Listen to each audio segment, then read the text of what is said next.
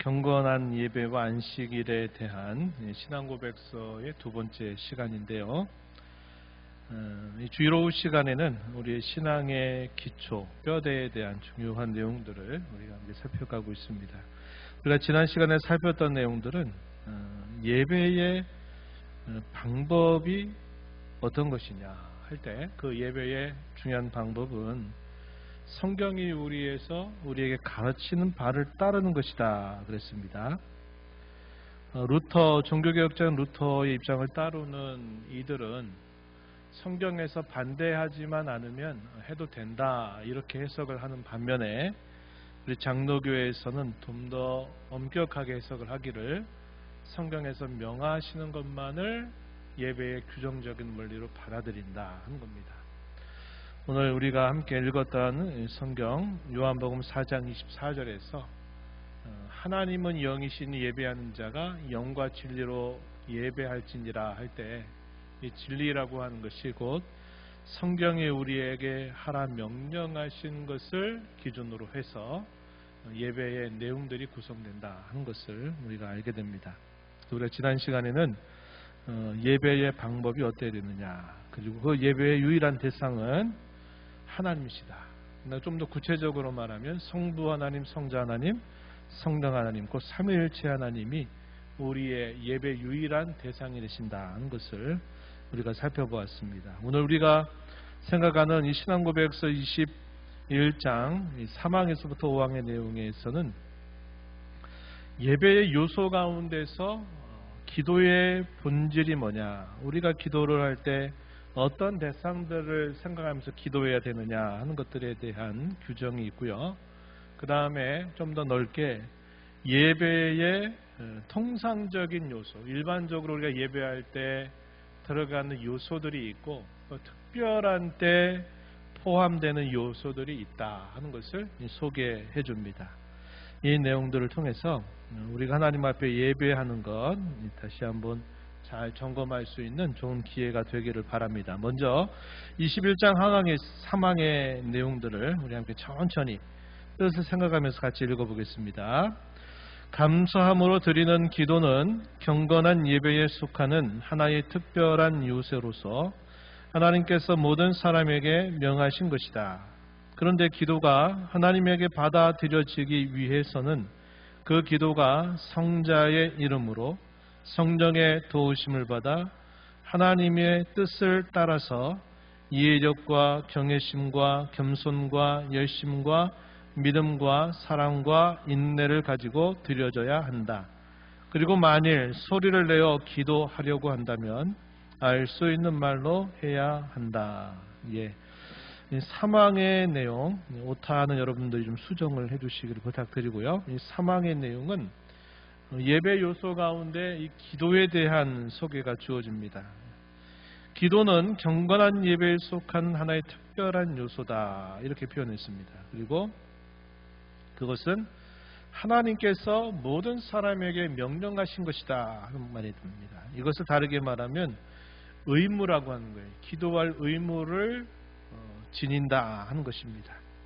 그리고 그 기도가 하나님 앞에 상달된다 혹은 연락이 되기 위해서는 중요한 조건들이 몇 가지 있다는 겁니다. 그 조건들은 예수 그리스도의 이름으로 이렇게 기도하는 것, 그리고 성령님의 도우심을 우리가 힘입어야 된다는 것, 하나님의 뜻을 따라서 구해야 된다고 하는 것, 이게 중요한 기도의 요건이 되고요. 기도를 하는 우리의 자세와 관계에서는 이해력과 경외심, 겸손, 열심과 믿음과 사랑과 인내를 가지고 우리가 기도에 임해야 된다. 기도하는 우리의 자세에 대해서 몇 가지 중요한 자세를 가르쳐 주고 있습니다. 그와 관계된 내용들 우리가 성경 구절 몇 가지 좀 확인해 보면요. 빌립보서 4장 6절 말씀, 우리 많이 아는 말씀이죠. 뭐라고 표현했냐면 아무것도 염려하지 말고 오직 모든 일에 기도와 간구로 너희 구할 것을 감사함으로 하나님께 아뢰라. 이 신앙고백서에서도 뭐라고 표현했습니까? 감사로 드리는 기도 혹은 감사가 동반된 기도 이렇게 표현했어요. 우리의 기도를 하나님 앞에 올려드릴 때 하나님께서 우리에게 베풀어 주신 그분의 은혜가 무엇인가를 우리가 늘 생각하면서 형식적으로가 아니라 무엇이 감사한 일인가를 우리가 잘 생각하면서 하나님 앞에 감사를 올리는 것은 기도의 아주 중요한 부분이 됩니다. 예를 들어서 우리가 어떤 사람에게 뭔가 꼭 중요한 것들을 요청하는데 그 사람에 대한 어떤 호의나 그 사람과 관계된 면에서 고마웠던 것들은 싹 빼버리고 첫 번째 이거 해주시고 두 번째 저거 해주시고 세 번째 이거 해주시고 이렇게 만약에 아랜다 그럴 때 어떤 기분이 들까요?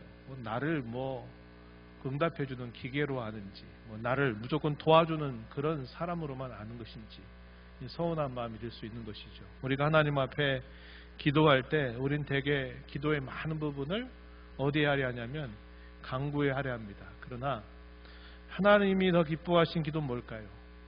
하나님께서 어떤 것들을 우리에게 베푸시는지 그것에 대해서 우리가 그냥 뭉뚱거려서 그냥 감사한데요 이렇게 말하는 게 아니라 무엇이 감사한 것인가를 우리가 깊이 생각하면서 하나님 앞에 진심을 담아 감사를 표하는 것은 대단히 중요한 기도의 요소가 된다 하는 것입니다.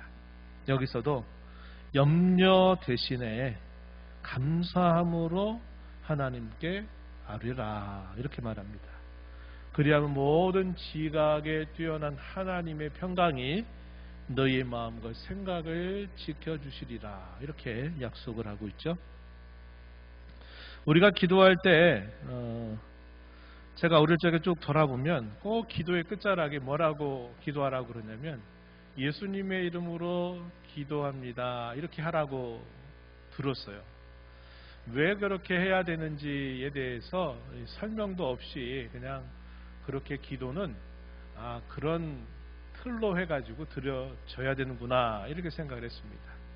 그런데 우리가 왜 예수님의 이름으로 기도를 하느냐 할 때 우리가 앞에서 살펴본 것처럼 우리의 모든 것들이 하나님께 상달이 되게 하기 위해서는 예수 그리스도의 중보가 없이는 하나님께 상달될 수 없기 때문이라는 겁니다. 우리의 기도도 마찬가지고 우리가 드리는 찬송이나 우리가 드리는 섬김과 봉사와 헌신들 이 모든 것들도 오직 그리스도를 통해서만 하나님께 드려진다는 겁니다. 이걸 우리가 늘 기억해야 된다 하는 것이에요. 우리가 잘할 때는 잘하기 때문에 그런 잘한 것을 드리면 되는 것이고 못할 때는 예수님을 의지해서 드리면 된다. 이게 아니라 이 말입니다. 우리는 그 어떤 것이든지 그리스도를 통해서 하나님 앞에 드려질 수 있다 하는 것을 우리가 기억해야 된다 하는 겁니다. 예수님께서도 친히 다락방광에서 그런 말씀을 하신 겁니다. 요한복음 14장 13절 14절 같이 우리 읽어보겠습니다. 너희가 내 이름으로 무엇을 구하든지 내가 행하리니 이는 아버지로 하여금 아들로 말미암아 영광을 받으시게 하려 함이라. 내 이름으로 무엇이든지 내게 구하면 내가 행하리라. 아멘. 예수님께서 십자가 지시기 바로 전날 밤에 제자들에게 아주 중요한 여러 가지 가르침들을 베푸시는데 그 중에서 이 기도에 대하여 예수님이 가르치시기를 내 이름으로 구하면 하나님이 들어주신다 이런 말씀을 하신 겁니다. 또 로마서 8장 26절에서는 우리의 기도를 성령께서 도와주신다. 우리의 연약함을 아시는 성령께서 도와주시고 간구하신다 하는 표현이 나옵니다. 이와 같이 성령도 우리 연약함을 도우시나니 우리가 마땅히 기도할 바를 알지 못하나 오직 성령이 말할 수 없는 탄식으로 우리를 위하여 친히 간구하시느니라 이렇게 가르쳐 줍니다. 그래서 우리가 이러한 하나님의 말씀을 통해서 기도할 때 성령님의 도우심을 우리가 항상 붙들고 기도의 자리로 나아가야 된다 하는 것을 배우게 되고요. 우리가 기도할 때 우리는 다 내 뜻, 내 계획, 내 생각을 말씀드리고 그것을 이루어지기를 우리가 간구하지만 성경이 가르치는 중요한 기도의 원칙은 하나님의 뜻을 구하는 기도여야 된다 하는 것입니다. 요한일서 5장 14절에 그의 뜻대로 무엇을 구하면 들으심이라 이렇게 표현했습니다.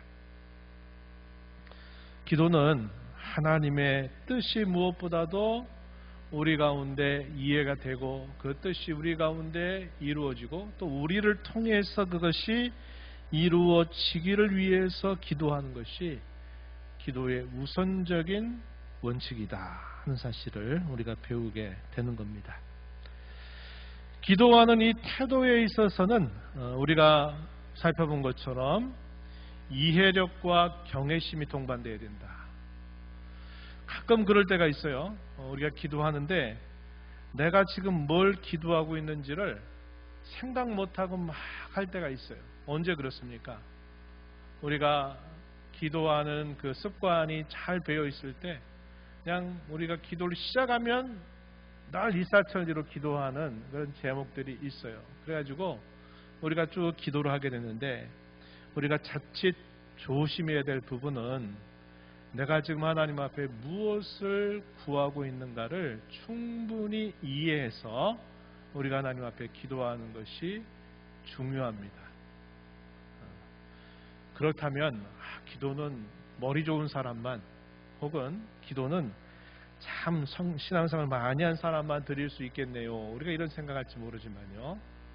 어떤 말을 하느냐, 어떤 말을 어떻게 하느냐보다 더 중요한 것은 내가 지금 하나님 앞에 무엇을 간구하는가를 잘 생각하면서 기도해야 된다는 겁니다. 우리의 기도가 무책임해지게 되는 중요한 계기가 뭐냐면 뜻없이 막 기도하게 될 때, 기도를 많이 한 것 같은데 나중에는 그 기도한 게 뭔가를 다 까맣게 잊어버리고 우리가 그걸 다 잊고 산다는 겁니다. 하나님 앞에 이것저것 아뢰고 간구했는데 또 하나님께서 그런 간구를 들어주시고 또 응답해 주셨는데 뭘 기도했는지를 잘 생각지 못하면 뭐가 이루어지는지도 잘 모르고 또 뭐가 어떻게 했는지를 분간하지 못하는 경우들이 생길 수 있다 하는 것입니다. 그래서 이 부분 우리가 기도하는 자세에 있어서는 이해하는 것 그리고 경외심을 가지고 기도하는 것 또 겸손함과 열심 또 믿음과 사랑과 인내를 가지고 하나님 앞에 해야 된다. 우리가 읽는 성경 구절 중에 야고보서 1장 6절과 7절에서는 무엇을 우리에게 늘 조심해야 될 거냐 할 때 의심하지 말라는 겁니다. 의심하지 말라. 하나님이 이거 들어주실까? 안 들어주실까? 안 들어주시겠지?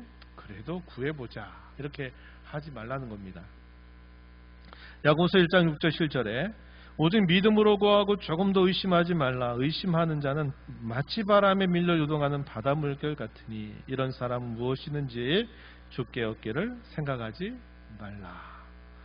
여기서 핵심 뭘까요? 믿음으로 구한 다음에 의심하지 말라는 겁니다. 물론 우리가 이렇게 기도 이 말씀에 따라서 이렇게 우리가 잘 기도한다 하더라도 우리의 생각 속에는 있죠. 내가 보기에는 이것이 가장 하나님의 뜻에 잘 맞는 것처럼 보인다 하더라도 더 지혜로우신 하나님이 보실 때 그것이 아직은 순서가 안 되거나 아직은 그것이 아니다 하실 때는 하나님께서 때로는 시간을 지연하셔서 응답하시기도 하고 때로는 내가 간구한 것과 다른 것으로 하나님이 응답해 주시는 경우도 있습니다. 즉각적인 응답이 없다 그래서 우리가 하나님 앞에 믿음으로 기도하는 것을 그것을 잊어버려서는 안 된다 하는 것입니다. 그리고 우리의 기도는 항상 기도하는 것이 중요하다는 겁니다. 기도 한두 번 해놓고 안 되니까 이제 더 이상 안 하는 게 아니라 하나님이 그러한 기도를 들어서 어떤 방식으로든 응답해 주실 때까지 우리는 항상 동일한 마음을 가지고 기도하는 자세를 가져야 합니다. 그럴 때 우리에게 중요한 것이 우리의 마음을 다해서 하도록 힘써야 된다는 거예요. 우리가 이제 그런 부분들이 잘 통제하기가 어려운 겁니다. 계속 강구하는데 하나님이 마치 묵묵부답한 것처럼 보이게 될 때 우리가 그거에 대해서 어떤 열의를 우리가 놓쳐버린 채 그렇게 기도할 수도 있다는 겁니다. 그러나 그렇게 하지 말라는 거예요. 우리의 마음에 무게를 싣고 마음을 다해서 하나님 앞에 기도하는 일을 항상 힘써야 될 것이다 하는 겁니다. 두 번째 요점은 뭐냐면요, 우리가 소리내서 기도할 때, 물론 우리가 하는 기도가 때로는 침묵 속에서 조용히 소리내지 않고 하는 기도도 있고, 또 우리가 자그마하게 소리를 내서 기도할 수도 있습니다. 때로는 소리내서 기도하는 방법 중에 공적으로 성도들 앞에서 기도하게 될 때도 있어요. 우리가 이걸 공기도라고 합니다. 이런 공기도 시에는 특별히 어떻게 기도하라 하느냐면 이해할 수 있는 언어로 기도해라 이렇게 말합니다. 이것은 바울 사도가 고린도전서 12장에서부터 14장까지 고린도 교회에 부여하신 많은 은사들에 대한 다양한 가르침을 주면서 특별히 14장에 가게 되면 이 방언과 통역에 대한 가르침을 길게 주고 있습니다. 그때 핵심이 뭐냐? 공적으로 기도할 때는 알아듣지 못하는 말로 기도하지 말 것이다 하는 겁니다. 왜 그럴까요? 그게 유익이 되지 않기 때문에 그래요. 알아들을 수 없는 말 100마디, 10,000마디 하는 것보다 알아듣는 한마디의 말이 듣는 사람들에게 이해가 되기 때문에 그게 더 유익하다는 겁니다. 그래서 우리가 공적으로 특별히 기도할 때는 반드시 이해할 수 있는 언어로 하는 거예요. 지나치게 또 그런 기도하는 분들 있죠. 미사여구를 많이 쓰는 분들이 있어요. 너무 막 그 표현 자체를 어렵게 한다든지 하는 말들을 일반적인 성도들이 들을 때 저게 무슨 뜻이지 이렇게 되지 않도록 가급적이면 잘 이해할 수 있는 언어로 기도를 준비해서 하는 것이 바람직하다는 겁니다. 이제 사항으로 넘어가면 이 사항의 내용은 우리가 어떤 대상들을 위해서 기도해야 되느냐 하는 겁니다. 여기서 이제 우리 한 가지 조심할 걸 배우는데 그것이 뭐냐면 죽은 자를 위한 기도 결코 해서는 안 된다 하는 겁니다. 우리가 언제 그렇게 합니까? 언제 많이 그렇게 하죠? 장례식에 갔을 때 죽은 사람을 위해서 기도하는 것 안 된다 이 말입니다. 그가 신자든 불신자든 장례식장에 가서 우리가 그 사람을 조문하게 될 때 그 죽은 사람을 위해서 기도하는 것은 합당하지 않다. 여러분들이 꼭 기억하시기 바랍니다. 그래도 기도하면 하나님이 들어주시지 않을까요? 이렇게 생각하지만 아니에요. 한번 보세요. 자, 사항의 내용을 함께 같이 읽어보겠습니다. 기도는 합당한 것을 위해 그리고 모든 종류의 살아있는 사람이나 장차 살게 될 사람을 위해 드려져야 하며 죽은 사람을 위해서나 사망에 이르는 죄를 범한 것으로 알려진 사람을 위해서 드려서는 안 된다. 예. 합당한 것을 위해서 기도해라.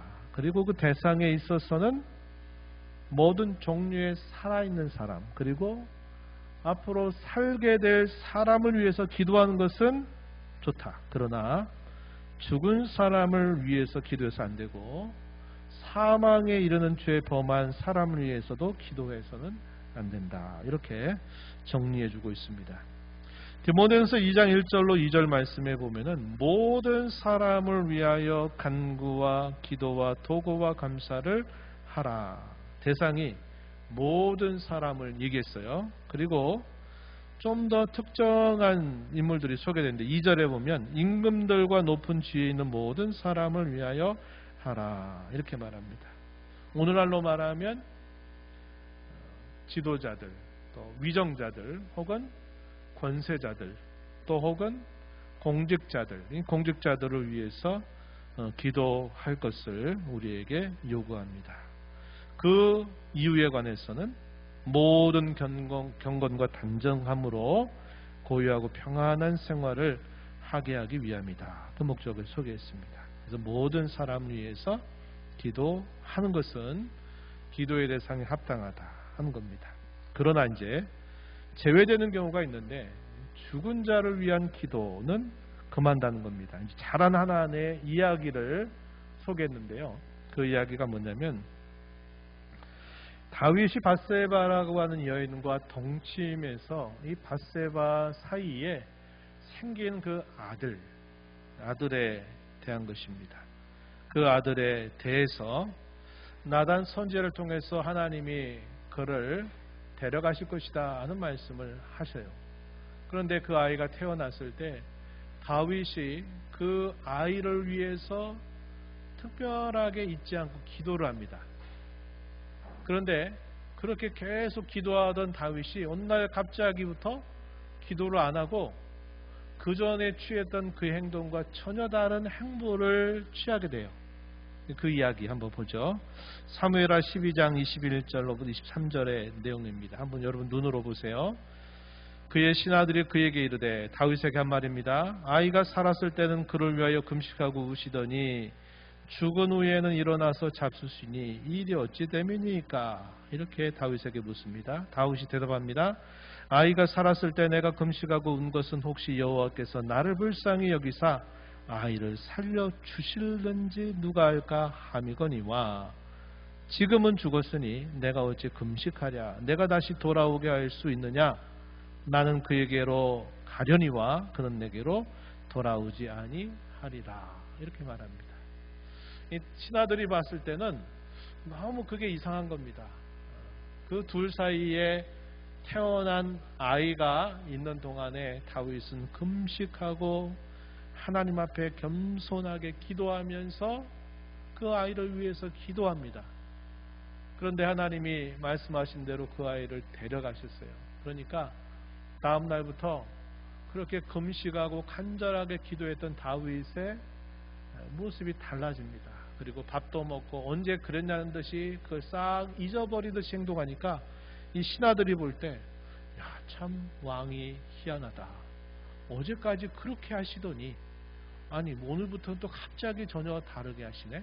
물어본 겁니다. 그랬더니 다윗이 대답하는 말이 뭘까요? 그 골자는 살아있을 동안에는 하나님이 혹시 그 아이를 불쌍히 여기실 수 있다. 그러나 하나님이 데려가셨으니 죽은 다음에 그 아이를 위해서 이렇게 하는 것은 아무 소용없는 일이다. 이렇게 말한 겁니다. 결국 살았을 때와 죽었을 때의 다른 이 다윗의 태도에 대해서 성경은 가르쳐주고 있는 겁니다. 요한일서 5장 16절 말씀을 보게 되면 사도 요한이 사망이 이르지 아니한 죄를 범하는 이들에 대해서는 계속 기도하라고 이야기합니다. 혹시 그가 다시 생명을 얻을 수 있기 때문이라는 겁니다. 그러나 사망에 이르는 죄가 있다면 그에 대해서는 구하라 하지 않겠다. 기도하라 하지 않겠다. 이렇게 표현을 했습니다. 그럼 이 사망에 이르는 죄가 뭐냐 할 때 예수님께서 공생의 기간 중에 그런 말씀하셨어요. 하나님의 역사를 눈으로 분명히 알고 하면서도 그것을 의도적으로 욕되게 하는 그 일이 있었죠. 어떤 경우입니까?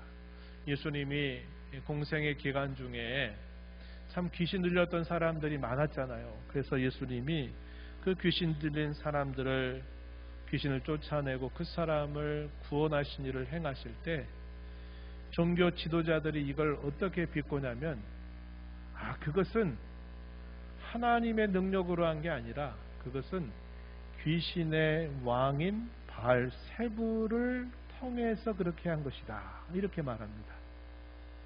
온 백성들은 그런 일들을 보면서 기뻐하고 하나님께 영광을 돌리는데 당시의 종교 지도자들은 그게 분명히 하나님의 역사로 된 일인 것을 알면서도 그것을 일부러 저주스럽게 말하는 겁니다. 귀신의 최고의 왕인 바알세불이 귀신 쫓아내도록 한 거다. 이렇게 말해요. 그러니까 예수님이 말씀하시죠. 성령을 회방하는 자는 영원히 사함을 받지 못한다. 이렇게 표현을 했습니다. 이 사함을 받지 못하는 죄 혹은 사망에 이르는 죄는 성령을 의도적으로 알고 계속적으로 욕되게 하는 그런 죄도 해당이 된다 하는 겁니다. 그리고 모르고, 예를 들어서 내가 모르고 그리스도를 등진다, 그럴 수는 있어요. 그러나 알면서 고의적이고 지속적으로 그리스도를 배교하는 일들에 참여하는 자들, 이런 자들도 역시 사망에 이르는 죄에 빠진 자들의 한 부류가 됩니다. 이런 자들을 위해서는 기도하지 말라, 이렇게 가르치고 있어요. 그래서 이 사항의 내용에서는 우리가 어떤 내용을 가지고 또 어떤 대상들을 위해서 기도할 것이냐, 또 어떤 경우에 제한이 있느냐에 대한 교훈을 담고 있고요. 5장으로 가게 되면 우리가 하나님 앞에 예배할 때 이 예배에 통상적인 요소 혹은 일반적인 요소가 있고 특별한 요소들이 있다는 것을 구분해 줍니다. 한번 읽어보겠습니다. 5항 읽어볼게요. 경건한 두려움으로 성경을 읽는 것, 말씀에 대한 올바른 설교, 하나님께 순종하고자 하여 이해와 믿음과 경외심을 가지고 그 말씀을 양심에 따라 듣는 것, 마음에서 감사함으로 시편을 노래하는 것, 그리고 그리스도께서 제정하신 성례를 합당하게 집행하고 합당하게 받는 것은 하나님께 드리는 통상적인 경건한 예배의 모든 요소이다. 이것들 외에도 종교적 맹세, 서원, 엄숙한 금식, 그리고 여러 경우에 드리는 감사가 있는데 이것들은 각기 그 때와 시기에 맞춰 거룩하고 경건한 방식으로 행사되어야 한다. 이 5항의 내용에서는 우리가 하나님 앞에 예배하는 일반적인 혹은 통상적인 요소들이 있다, 이렇게 말했습니다. 그게 어떤 내용들이 있었습니까? 설교, 성경을 봉독하는 것, 또 우리가 시편을 노래한다, 우리가 하나님께 찬송을 하는 것 등, 그리고 성례, 그리스도께서 명하신 성례를 행하는 것, 이런 것들은 통상적인 예배의 요소다. 물론 오늘날 우리는 특별히 성례와 관계해서는 자주 반복하지 못합니다.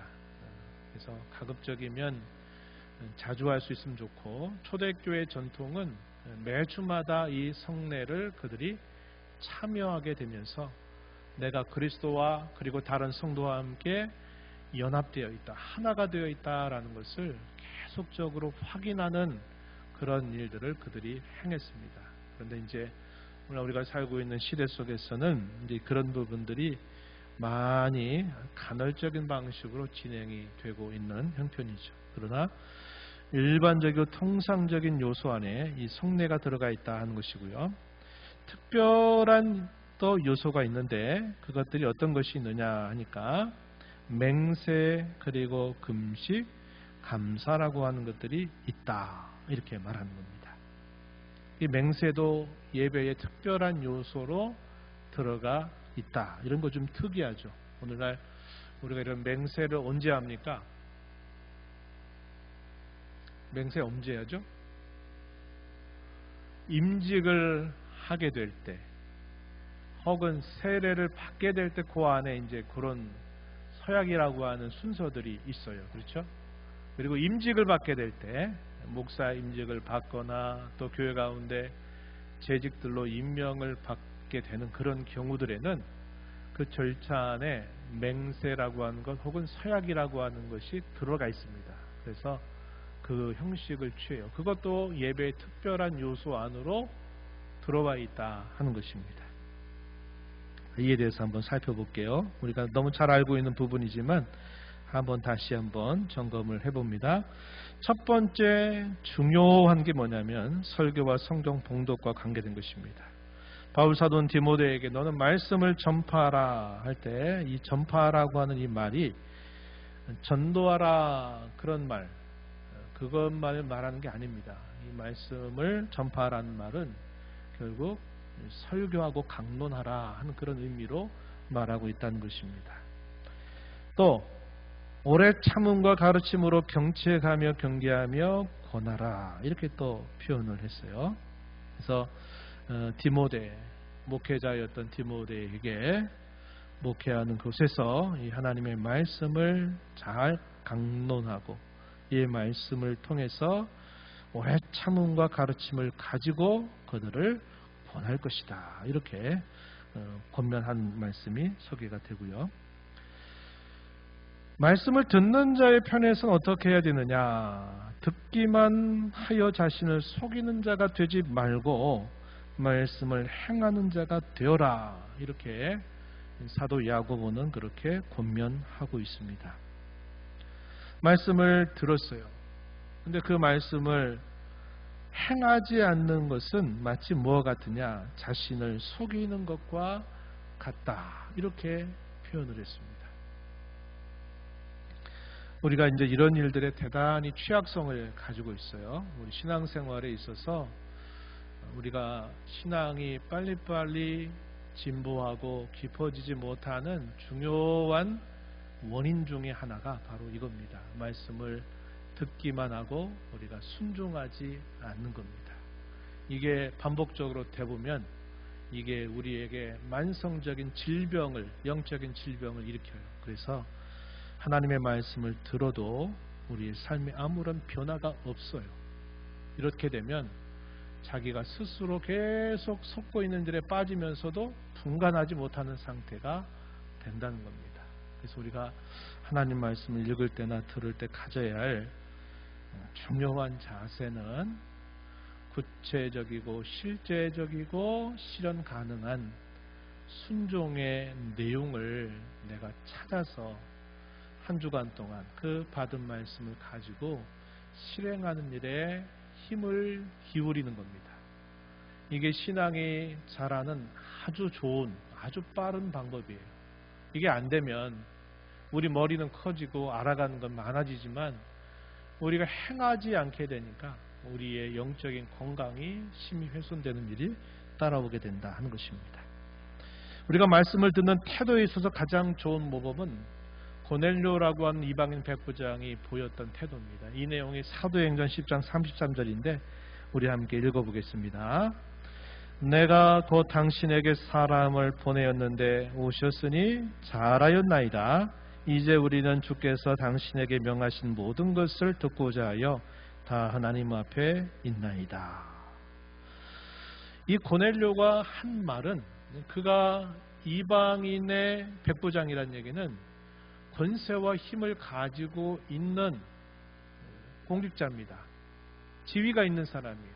그런데 그 사람이 하나님 앞에 참 겸손했던 거죠. 하나님께서 너 사람을 보내서 요바에 있는 베드로라고 한 사람을 데려와라 이렇게 말씀을 받았을 때 이 고넬료가 그 말씀 그대로 준행합니다.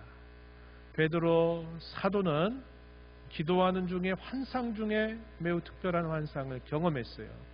구약 시대에 부정하다 하는 것들을 내려주면서 먹어라 먹어라 먹어라 3번씩이나 그 이야기를 베드로 사도에게 환상 가운데 들려주는데 베드로의 대답은 아니 먹지 말라고 하신 것을 왜 먹으라고 하십니까? 제가 이런 것들은 먹지 않았는데요.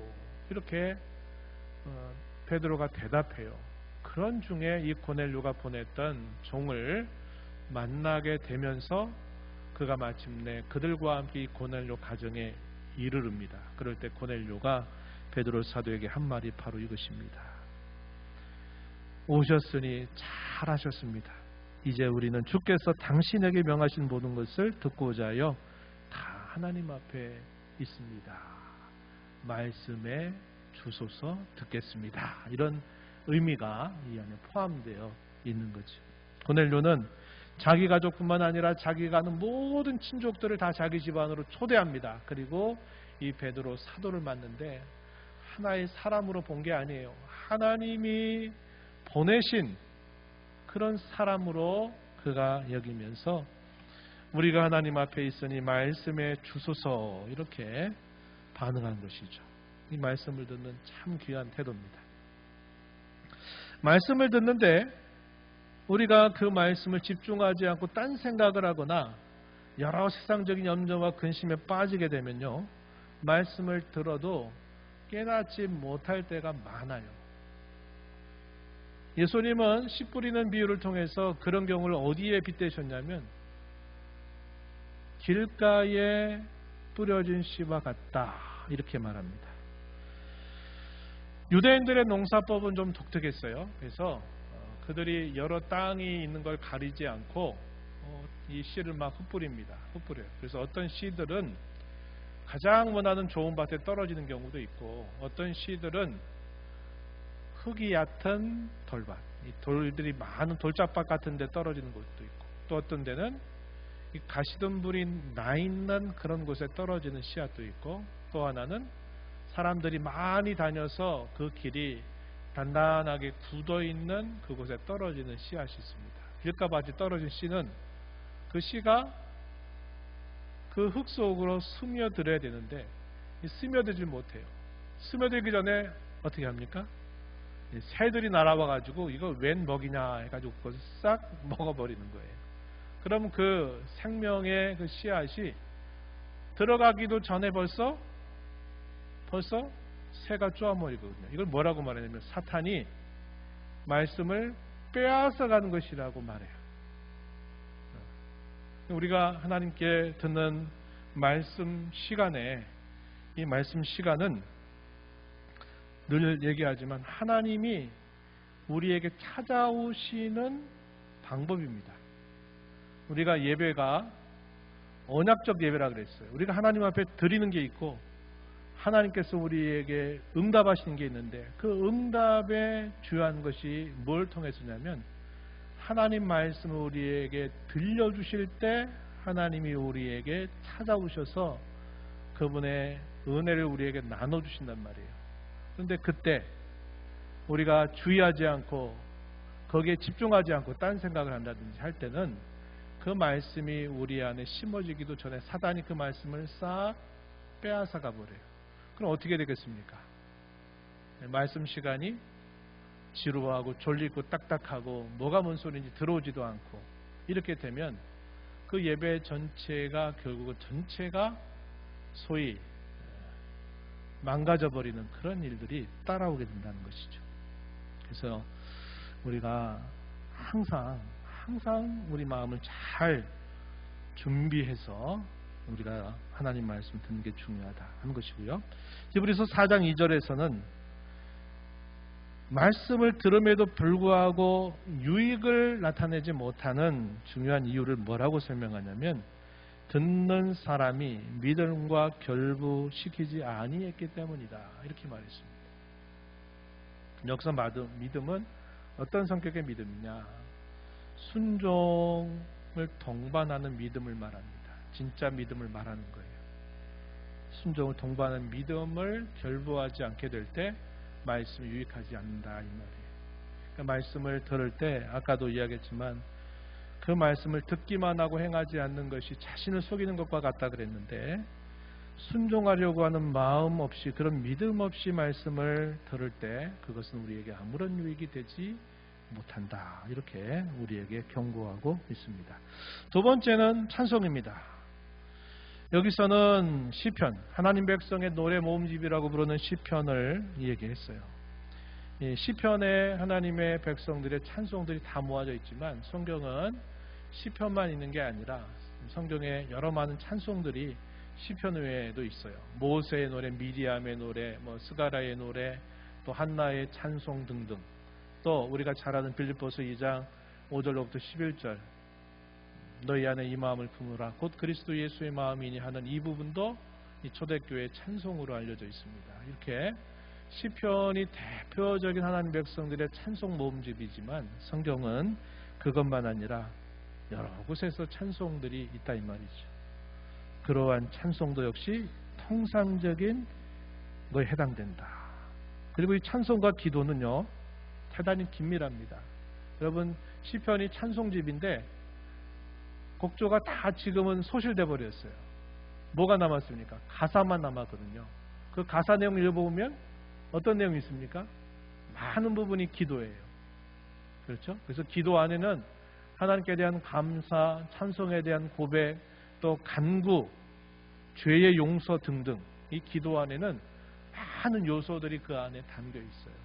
그래서 이 찬송과 기도는 대단히 긴밀하다 하는 것을 알 수 있고요. 성례입니다. 성례. 성경이 가르치는 성례는 두 가지라 그랬어요. 하나는 세례와 성찬이다 이렇게 말합니다. 예수님이 친히 말씀하셨던 바를 통해서 이 두 가지 성례만을 지킨다는 것이고요. 오늘날 천주교회는 여기 5가지를 덧붙여가지고 7가지를 성례라고 주장합니다. 그러나 그 성경적인 근거는 아니에요. 성경은 이 2가지 외에 다른 것을 성례로 규정하지 않는다 하는 겁니다. 특별한 경우에 해당되는 것들이 이 맹세와 소원이 있는데, 이 맹세와 소원에 대한 성경 구전들 신명기 6장, 전도서 5장을 참고하실 수 있고, 이 맹세와 소원은 아까 우리가 살펴본 것처럼 어떤 서약입니다. 서약에서 많이 드러나죠. 임직하게 될 때, 세례를 받을 때 등등 이럴 때 우리가 이런 엄숙한 서약을 통해서 참여하게 되는 경우들이 있습니다. 맹세와 소원은 어떤 차이가 있을까요?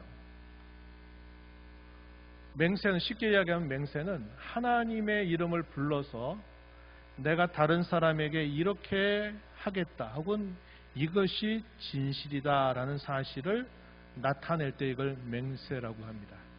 소원은 뭘까요?